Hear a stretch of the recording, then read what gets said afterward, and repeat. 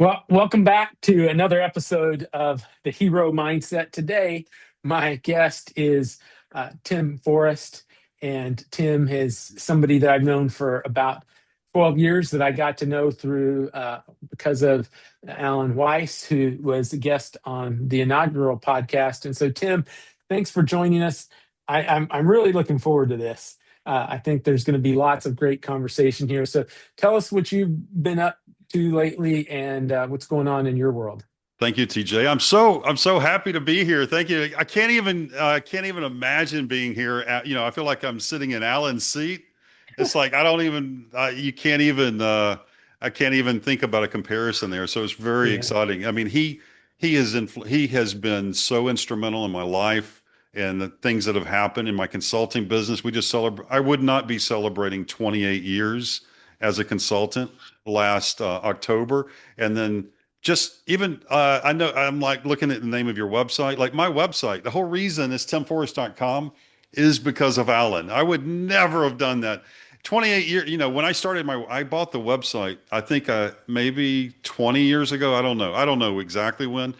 Um, but that domain before Alan, I would have bought something like Amalgamated, biggest company in the world, incorporated or something like bigcompany.com. I've been something, trying to do something like that. I would have never thought of that, along with so many other things he taught me.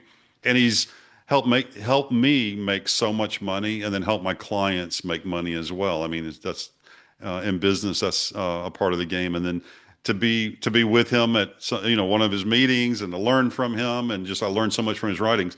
Also, what I've done is so many of the people in his community I've ended up befriending, and they've helped me as well. And so it's just an amazing impact he's had in my life. So I mean, Yeah.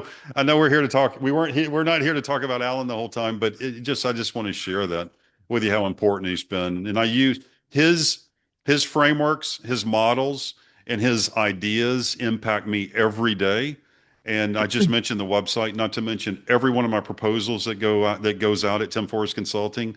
That framework is from him. You just can go on and on and on about, if we spent so we could spend the entire time talking about how he's impacted me and how important he's been in my life. And I'm very appreciative. I don't know if you know this, but I'm actually he put me in one of his books.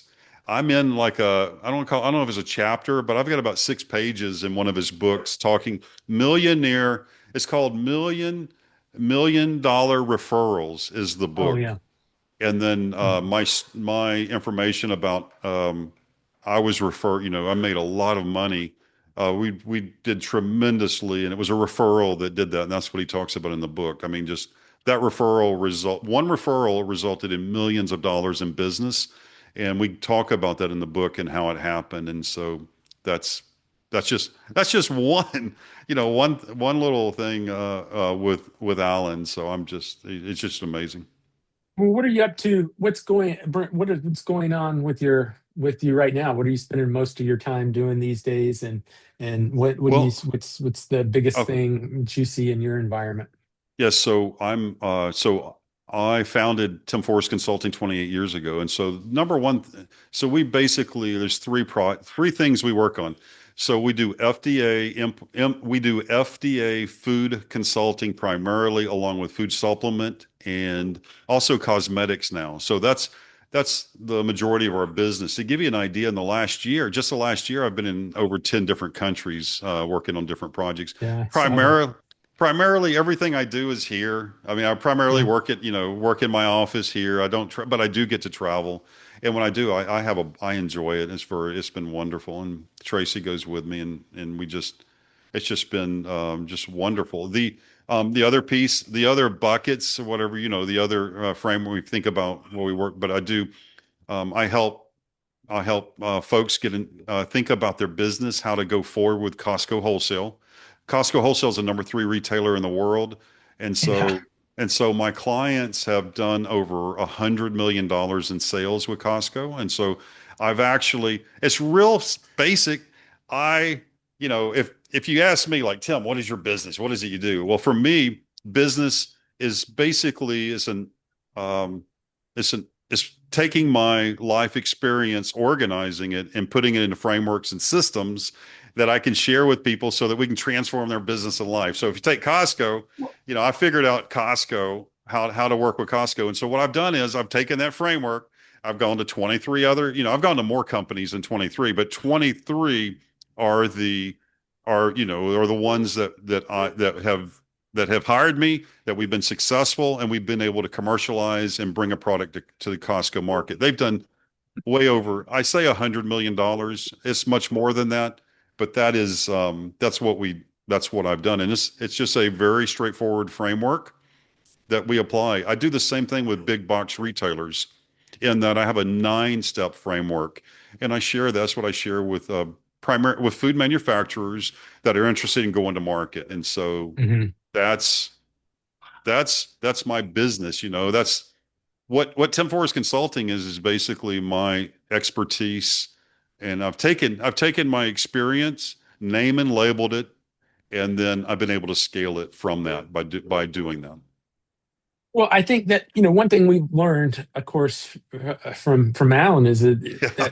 that experience is our value, right? Yes. And how you do it, those frameworks and stuff, is is important, but not until people understand your value. And I think John Maxwell said, no one cares, you know, no cares how much you care until they know something. But so I like to I like to say nobody cares what you can do for them, and until they know the value that you bring to the table.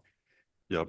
Wow, that's amazing. I'm gonna tell you, if Costco, the Apple Store, and Bucky's could all be co-located in the same place, I don't think I would ever have to go anywhere else. If we could somehow get like, Costco and Bucky's and the Apple Store all in one location, uh, Wow. Wow. Wow. like could you know what I'm saying? Yeah, I know. Uh, It's just that's so fun to think about that. What's interesting, those are three totally different business models. Those are so different the way they operate. I can't even comprehend the three of them on the same on the in the same. Like for instance, let's say Elon Musk decided, TJ, you're brilliant. I'm going to buy all three and put them on the same lot. I just can't even comprehend the business equation of that working out because they're I so think different. they are different, but but their their values. I mean, at the most basic level, their values are the same. They're very committed to providing a very tailored. I won't, maybe not high end, but a very unique You're, experience. And yeah. even in the case of Costco, there's some if there's uh there, it's I mean it's not Rodeo Drive. Costco's not Rodeo Drive, but you go in there and I know the stuff that they have in there is quality. It's at the top of it's at the top of its game, and they believe in it. Same with the Apple Store. I go into Well, Bucky's and I see the same thing. Quality products, stuff that I could, Bucky's. you know, Yeah, I agree with you. So let's go through, let's just think about Costco. Let's just go through for fun. yeah, Let's yeah. think about Costco and compare it to the other two stores. So right off the bat, the first thing about Costco, okay, an average supermarket is 50,000 SKUs. So Costco has a tenth of that. Costco only carries 4,500 SKUs max, 45. So limited selection of SKUs. Apple, limited selection of SKUs. Bucky's, I don't think they're a limited selection of SKUs. I do know they're huge because I don't know what their SKU count is. I'm going to have to find out, but I do know they have big displays of individual products, but they have so many fun SKUs that you discover and go there. That's Yeah, so that's that's what it is. yeah, It's the fun part. that is the next thing. So here's the piece that's so different from Costco. Now we're going to start to get in some real Yeah. differences. Um, you're not going to Costco runs on their products they sell is at 14% margin. And so you're not going to run a Bucky's on 14% margin, and you're Yeah. not going to do that with Apple. Apple, I have no idea what their margins are. That's going to be so huge. The other thing about Costco, and I just want to go Yeah. down thinking about Costco. I mean, just I want to compare their business model to Apple and Bucky, and I love Bucky's, and so Hmm. I visit there. We work on projects that for clients that want to go to, want to be in Bucky's, and there's lots of things to think about. So the next one, um, so Costco Costco selects their members through the membership card. They very much limit the people that come into their location. So, but if we go to Bucky's, they're like, hey, if you're driving down the road, come on, come on. Yeah. We got pumps for everybody. Like, we want all 200, however many pumps they have. They want to have a pump for everyone that will stop at their location. Apple, I assume they want everyone. They're definitely not. They're not keeping a membership.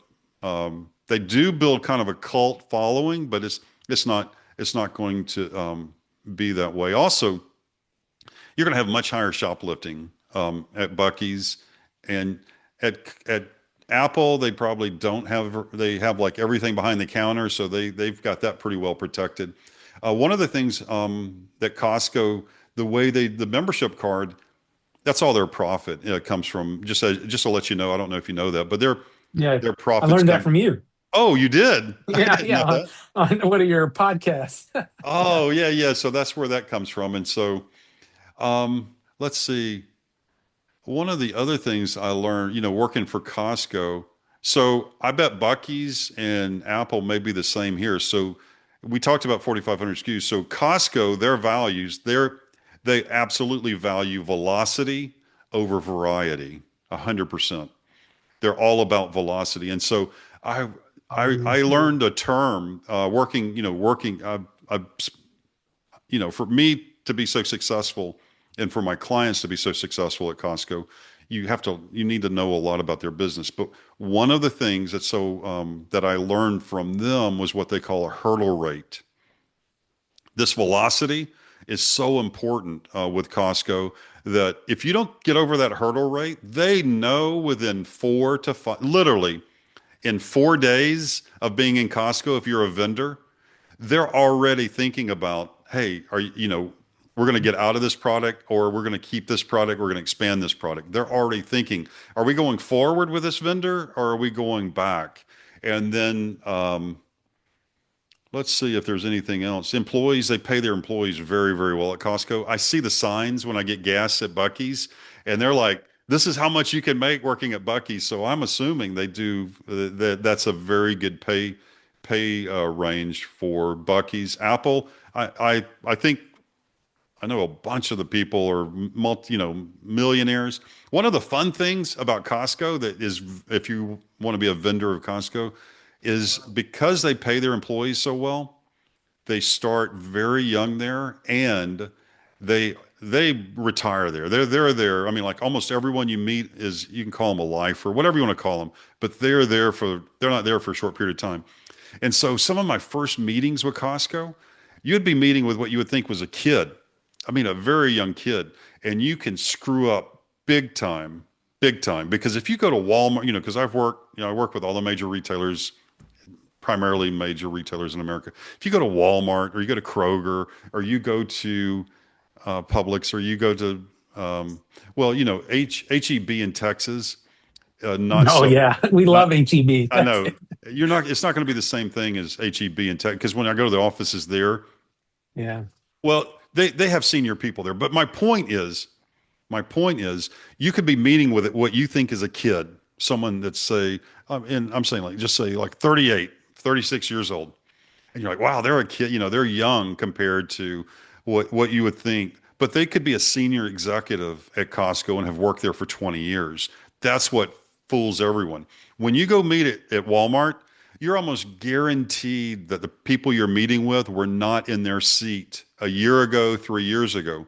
At Mm. Costco, that's not the case. They're very, very they have a big experience with Costco and the program. So anyway, that was It's a fun little interesting extra. that you interesting that you say that because, of course, I can relate to people being having been in the military for almost 25 years. When I officially retire in a couple months, I can Yep. relate to when you're dealing with somebody at a more senior level that they've been well they've been there for a while. It's nice to know that about Costco. So why don't you tell us about the moments that you got to spend with Jim Sinegal, who's Oh, the legendary? founder. Yeah. Yeah. Oh my gosh. Yeah. So I'm sharing all this, what I've learned so much. So I've had the chance to meet Jim on four different occasions working with Costco. Hmm. And I just, I would love to have like video cameras and pictures and all because I was like, wow, I knew it was a big deal then, but it's even a bigger deal. But I would bet him, literally, I would bet him how much the sales were going to be at that particular location for the day. And so I lost every bet, but it's just fascinating. But I ended up like so many of the things that I learned about, like for instance, my book is I don't you can't see it. It's on the shelf behind me. Everyone's got a recipe. Yeah.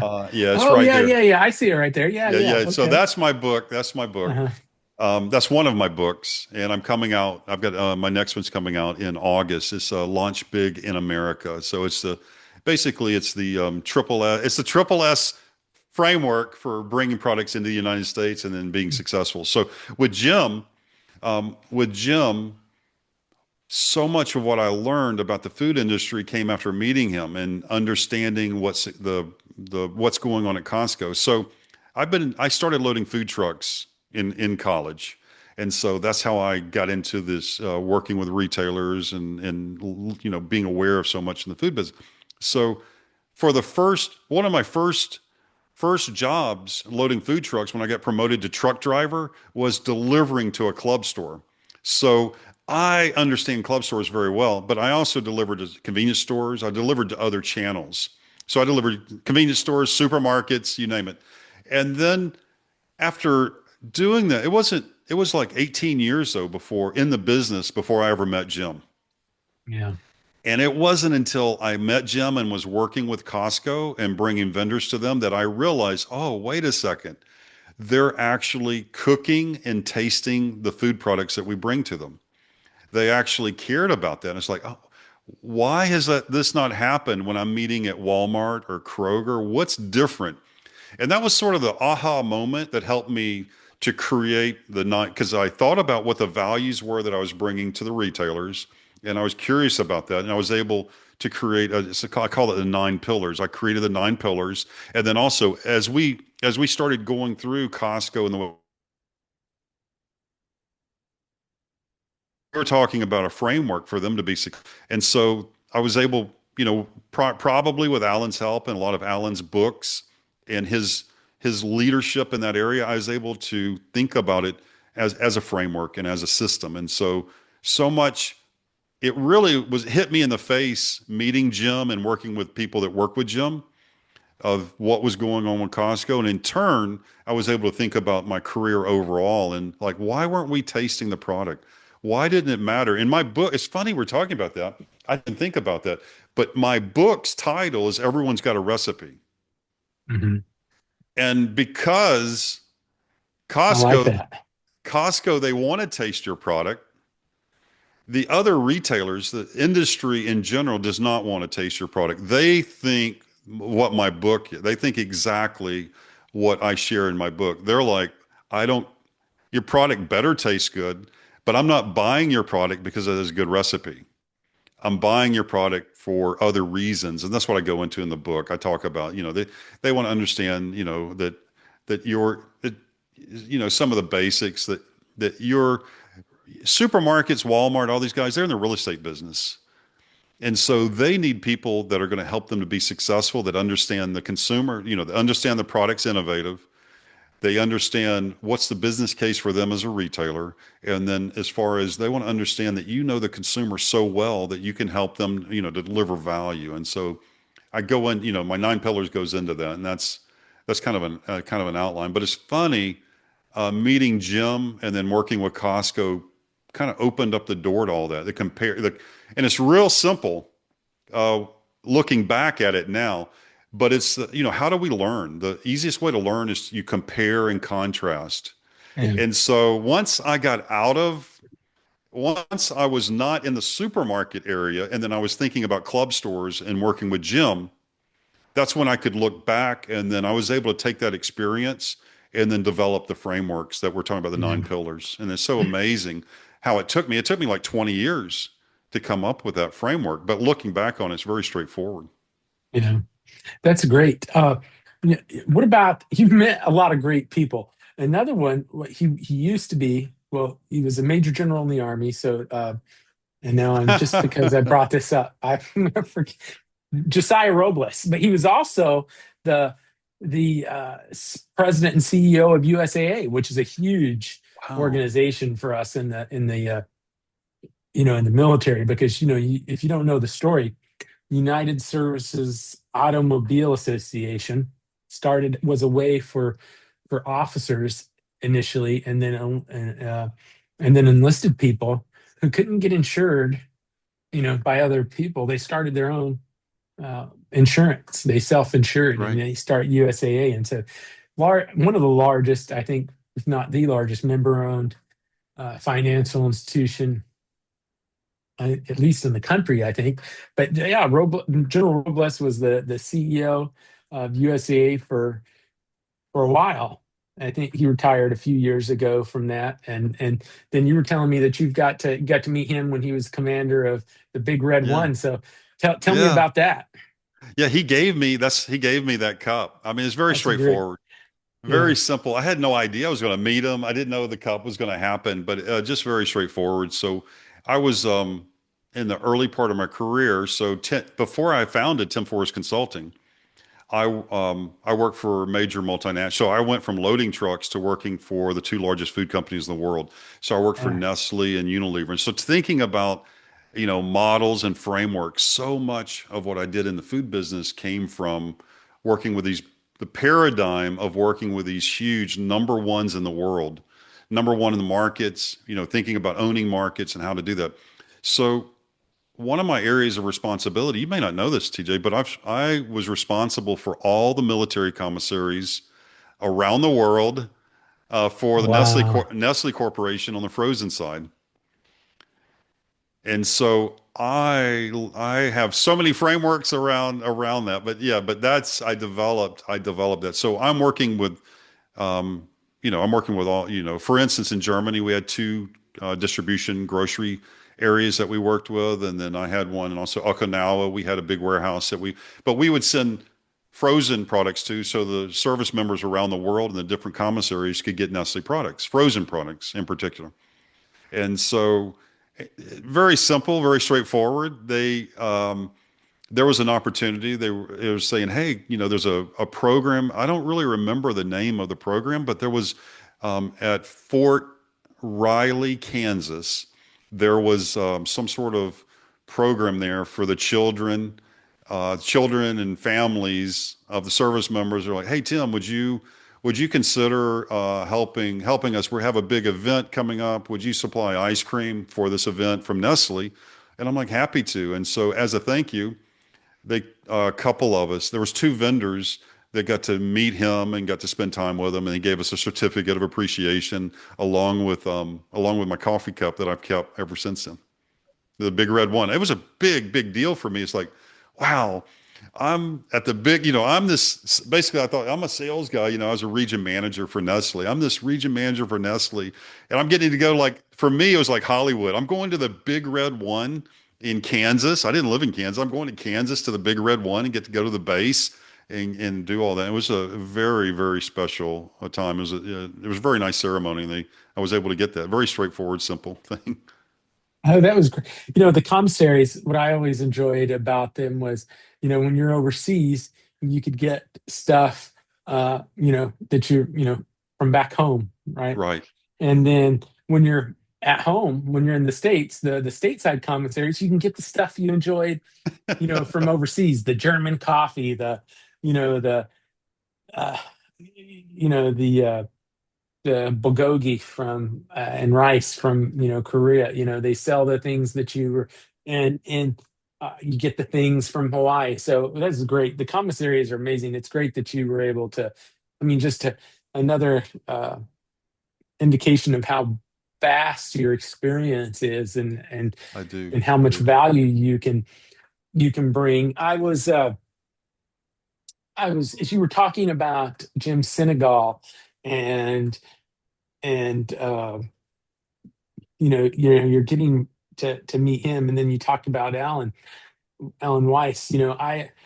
It's a and you talked about the network and how you would reach out to people like that might be in at a conference at one of his at a conference with him, uh and that's what I've done. If I'm on a nowadays it's a lot of Zooms. He does a lot of Zooms, and the in-person things are there. I'm going to one in June at his house. you Wow. know yeah, but that's what I'll do. I'll see Tim Forrest on there, and I'll send him a friend request on LinkedIn, and that's how you and I got to know each other. And you actually, would say, "Hey, give me a call. I can, I'll tell you this or I'll tell you that." And I think it was because of maybe from his Facebook page or something. But somehow we got linked up because of Alan.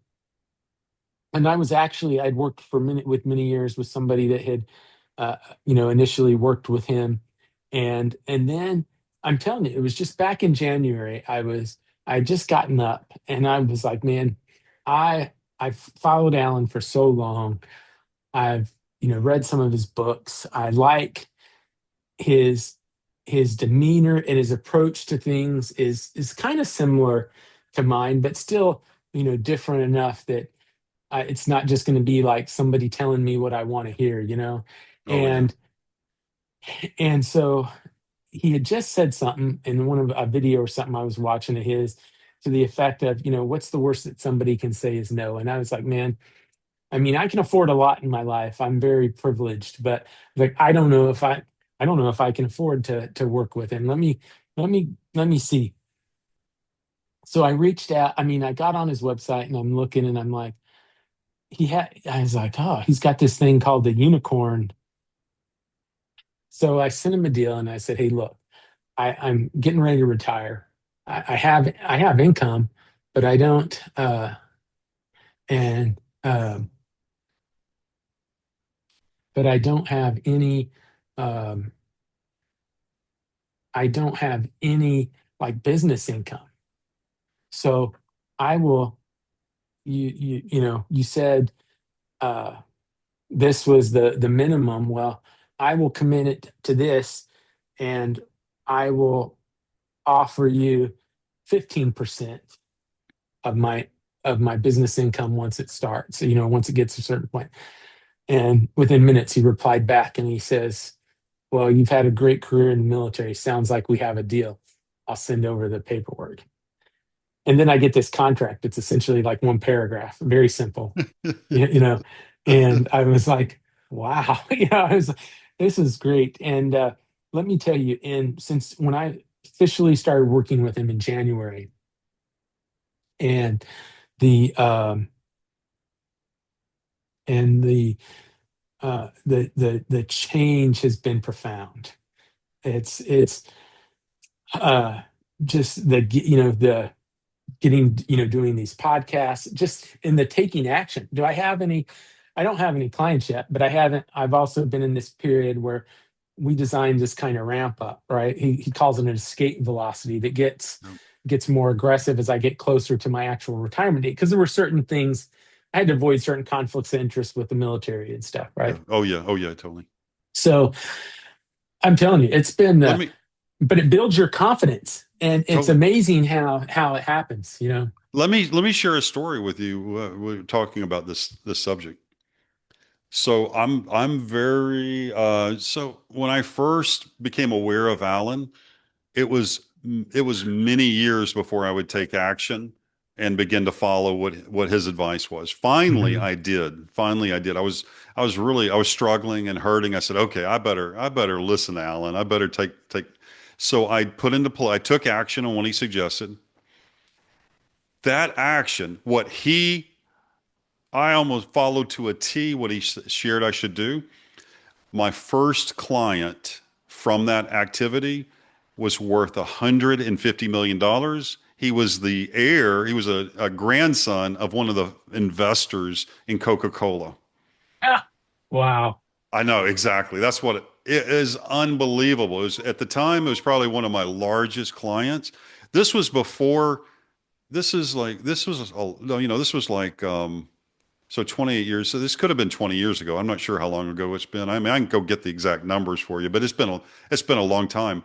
And I remember this client had a personal banker and they wired no one, first time I ever had money wired to me. I was a little nervous. Like, what is this? They're like, why do they want to wire? Who is this? Who are these people? Who are these people in New York? They're going to wire this money to me. I was actually nervous about it. And then, but he, he's so wealthy. He has a personal banker, and they're like, and they sent me this note, dear Mr. Forrest, Alex asked me to wire this. I need to wire this to you. Would you please send me the details? And then sure enough, they wired the funds straight into my account. I was like, oh my gosh, who is this? Then I like got serious. Like, I started, who is this guy? Who is this person? This guy, oh my gosh, anyway. And that's when I found out a lot more about him at that point. About Alan or about Oh, the Alex, other know about client? Alex. Yeah. But the Oh, okay. point, what I'm Yeah. sharing with you, this client was one of the largest, at the time was the largest client ever had. He Hmm. bought the biggest program. I couldn't even comprehend. To give you an idea, so what Alan was sharing is like, Tim, you're not selling to yourself. It's very simple. You're not selling to yourself. And one of the insights, this particular this particular client, he would spend $3,000 at a lunch in New York with his Hmm. friends. It's no Right. big deal. He's not, and I literally had at the time had consulting programs that were a tenth of that. I Yeah. literally had at the University of Georgia, I had a special program for $250. If you went to a special program at the University of Georgia, I could give you a $250 program at the time. And Uh-huh. it was a real limited program, but I was literally selling that. But someone that's worth $150, $50 million, they're Uh, not going to yeah. spend $250 for a consultant. No. No. I mean, he spends that on lunch. And so that was that was a big wake up for me as far as understanding business and the impact that Alan's had in my life. And so we went on. He wanted to be on national television, so I got him on national television. That was when I met some very famous people in Hollywood, and they want Alex, who I've been mentioning, wanted to do a television show. So I'm working with these incredible folks out in Hollywood, and it's just an incredible experience because of Alan. Because of Alan. Yeah. How did you start? Did you join his mentor program, or how did you start working with him, or how did you start benefiting from So yeah, for Alan. his advice? So I bought two of his books at a yard sale. Oh, I think I've heard him tell this story before. So Oh, he's maybe told the you told story? it. This sounds very familiar. Maybe you Yes. told it to me before, Oh, I but probably shared it with him, but I yeah, bought a couple of his books were at a yard sale, some business guy. And then and they set and then I was like going through there and then I thought it was a Rolls Royce, but it was a Bentley. He had yeah, Bentleys at that point. yeah, And so I yeah. saw these Bentleys and these fancy cars. I'm like, what is this? I'm like, he was so far over my what I thought I didn't think he could help me. It's like I can't do this. This is not someone he can't help me. I mean, he's like, and so I ignored him. I ignored those books for 5 years. And so, but everything I did was through reading his books, watching his videos, reading his Monday morning memo that goes out every day, you Yeah, know, and then just spending time. And then I was able to go to Atlanta and I was in his book. And then I was able to, and interacted with him via email. And then I was able to go to an event of his in yeah, Atlanta. And that's when it started. And then I made friends.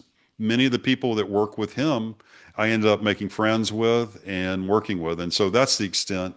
That's kind of our relationship. He hmm, may or may not, he probably doesn't, he wouldn't remember me or necessarily know me unless he remembers that one Atlanta event is, in Atlanta. yeah. Well, I'm sure he probably remembers putting you in his book, but I think Oh yeah. the I mean, that's a great story, but it goes back to, ha- we tend to forget that that that people like Alan, I mean, like yourself, and to a certain extent, like me, in terms of my service in the Army, that we all started somewhere, you Right. know, and so our how we think about ourselves, and Alan talks about that a lot. But you're that self confidence, that self worth, that self efficacy is key, because, like you said, that's what prevented you from thinking from from using what was in these books that you found at a yard Yeah. sale. You were like, Yeah. oh, this is not me. It can never, excuse me, it can And never be me. And I one, think that's the challenge that a lot of us have, but it can be absolutely. us, because he Exactly. talks about in his book Thrive.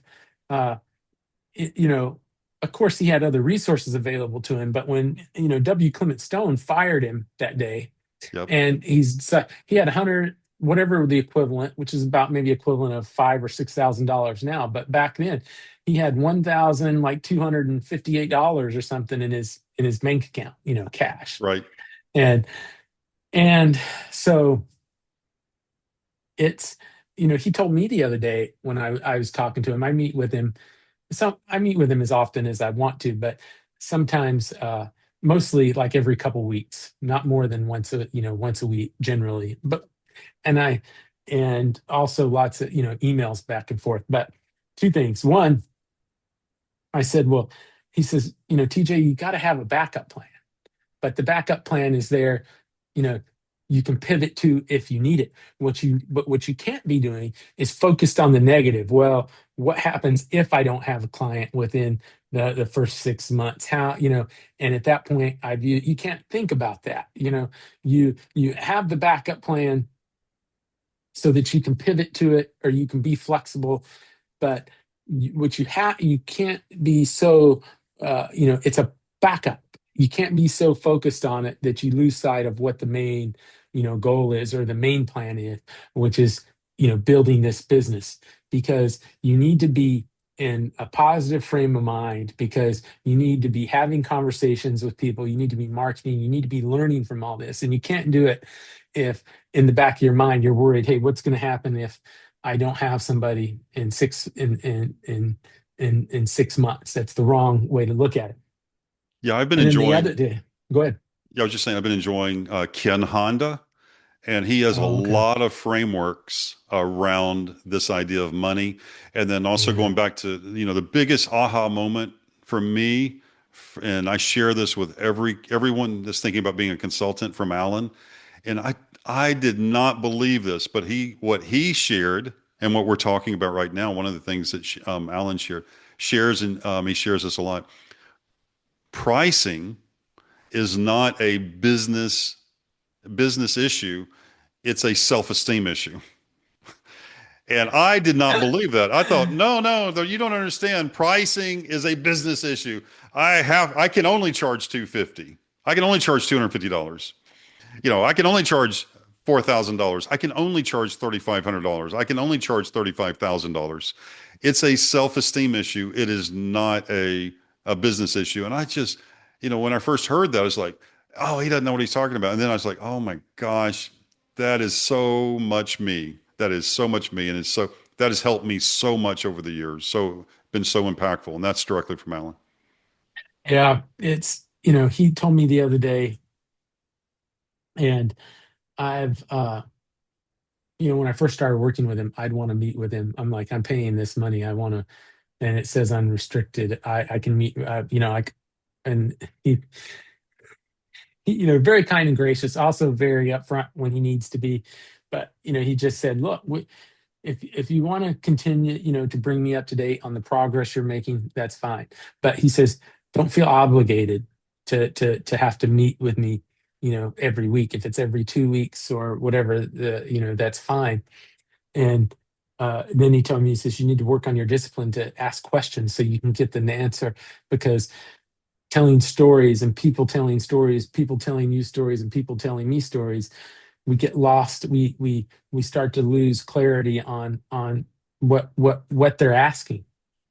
So get more disciplined and answer questions. And then he says, remember that fire chief you said you were too scared to talk to and you had a solution for their problem? He said, you need to fix that right now. He said, and you mean to tell me you went to war and you're too afraid to talk to somebody? And I was like, yeah, okay, I get, it's it's I'm telling you, it's the progress that I've made since January in terms of my willingness to get out there and put myself out there, do things like these podcasts, to develop your IP, right? You're talking about your IP, your intellectual property, your these frameworks and stuff you created. And Alan, of course, talks about that a lot. You gotta be creating this stuff, right? And I'm thinking, but somebody's probably already.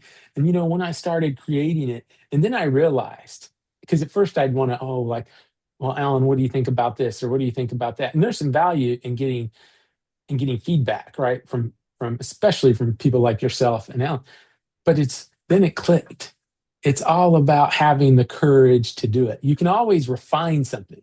You can Right. always say, hey, step 8 of my 9-step plan, now 10 years later needs to be slightly, changed. And so, you know, that's how I developed the hero mindset, this, the performance matrix and stuff to help people, judge, are they, where are they, you know this quad chart, this kind of matrix that just allows people to help gauge where they are and where they need to be to be operating at an optimal level, right?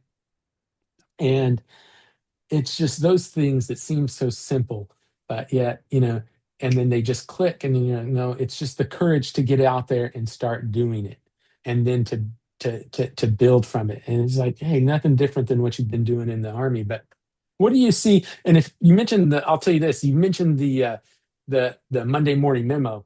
And when I talk to him tomorrow, I'm gonna ask him, he also has one called the No Normal newsletter, Hmm. and it's when he started this year. If you haven't seen it, I highly recommend it. It's Alan's version of, I guess, intelligence. I mean, he's sending out what he thinks, these predictions and stuff.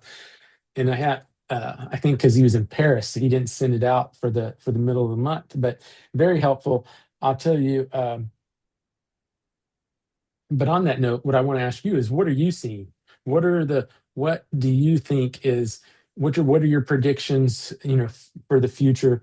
What are the trends that you think are going to impact us in the near to midterm?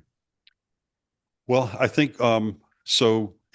So great question. Great question. There's so much I could answer on that. Number one, wealth is going to continue to grow.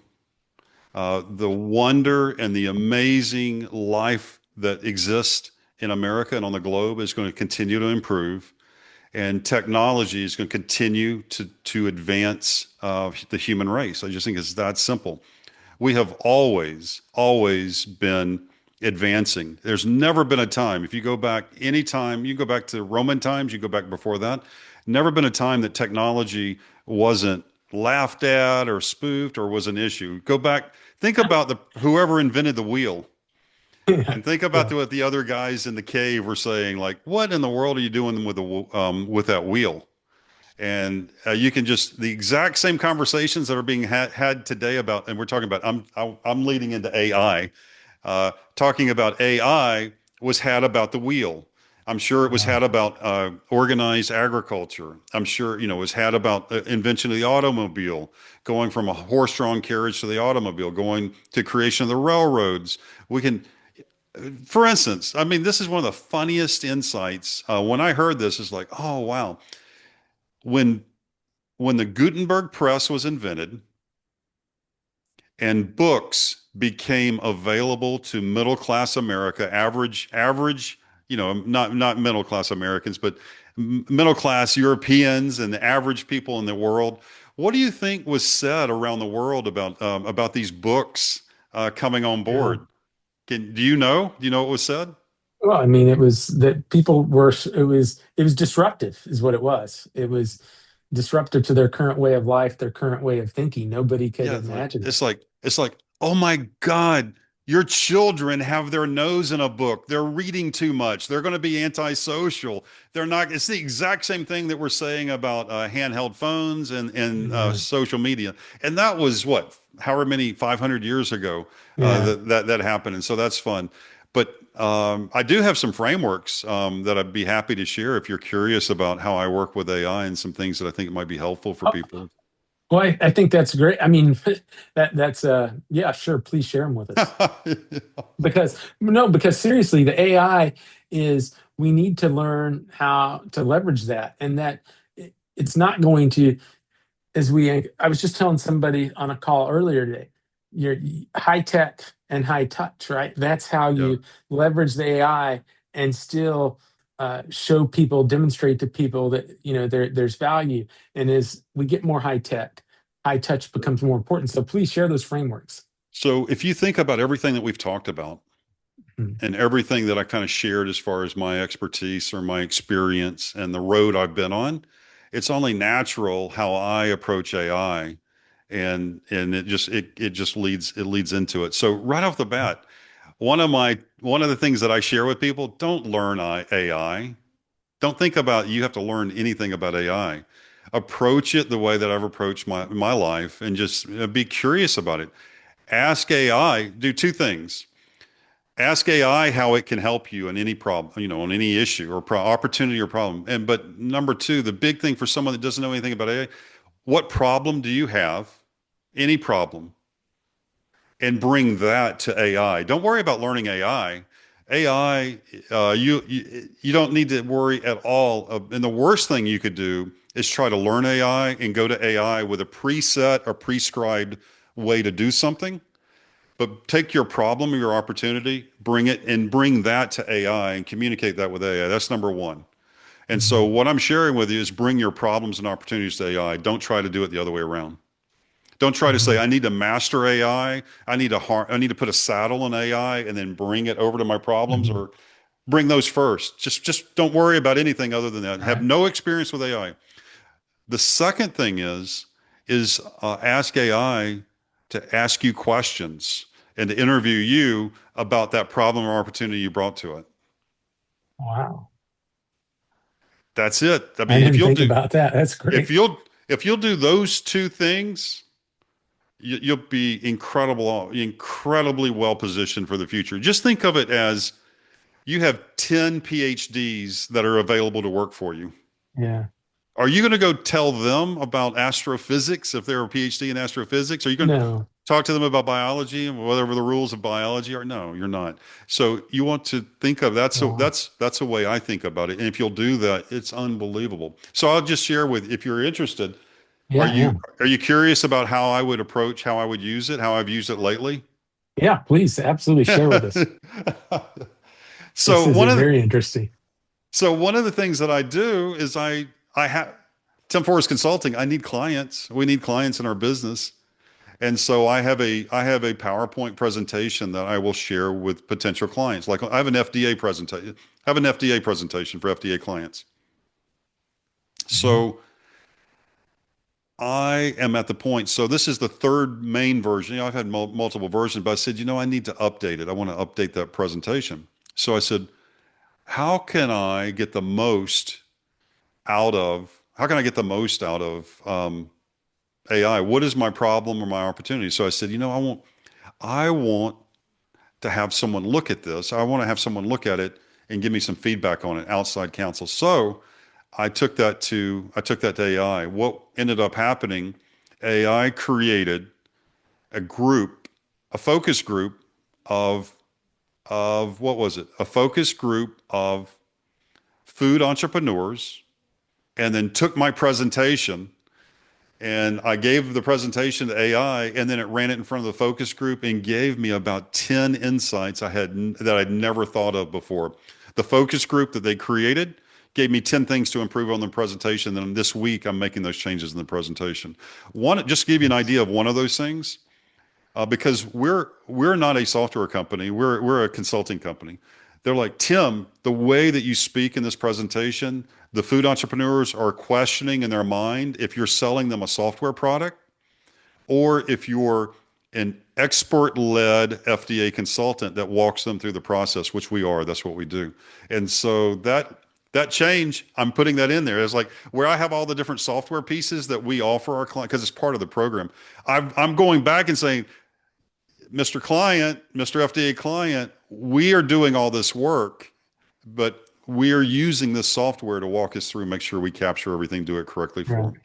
So I've Well, enjoyed that's talking high to you. tech and high touch, Yeah, right? exactly. I mean, and Yep, that's it's walking through the process. And earlier I said, John Maxwell said nobody knows how much you care until they know how much you can care, or something like that. And then I think more relevant to what we're talking about is nobody really cares how you're going to do it until they know what value you can add. And I think that focus group that you were talking about, that you were able to create and use, told you that. It's like, hey, they don't exactly. like they're questioning, to me is like, hey, they just don't understand your value. And the value is that you're hand walking them through this process. Exactly. You're not, And so, it's not just being left to some chat and agent to do it. and it's an age-old problem of marketers and business people and consultants like myself, of where I'm wanting to explain my product. People don't buy, and Alan teaches this, people don't buy products. The more they understand a product, they're not going to buy it because of that. What they're buying is a personal transformation in their life. They when they understand the transformation that you can bring into their world, into their business, into their life, that's when they that's when they buy, that's when they purchase, and they have confidence that you can do that. And Yeah. I appreciate the time that we've had Yeah. today It's so been much. great. Thank you for sharing with us all your experiences. And I tell you, and this is another thing I learned from Alan. The more you interact with clients, the more you interact on podcasts with people, the more you learn. And I've learned so much. So what three things do you want to leave us with today as we close this out? Wow, wow. That's a great one. I don't know. I mean, what would I want to leave you with? I'd like to leave you with just to be curious and to ask questions. So much of everything that we've talked about today began with a question. So Mhm. that's number one. So if you want a transformation in your life, in your and or your business, begin asking questions. The other thing, and this actually saved my life. I was in northern Canada. It's 20 degrees below zero. We don't need to spend a lot of time. Well, I'm not going to. We don't need to spend a lot of time on the story, but just know that it's another framework, CPA framework. But being calm before you make a decision that has been be curious, ask questions, and then before you make a decision, put yourself in a calm state. Those two things will change your life. And so, if anyone that's watching this, that's what I would suggest to them. I can share with them. I can repeat benefit after benefit. And I can repeat millions of dollars in benefit, hundreds of millions of dollars in benefit from those two ideas, all the way to actually, I think, potentially saving my life at 2 a.m. I was on an Inuit reservation in northern Canada, 20 degrees out at 2 a.m.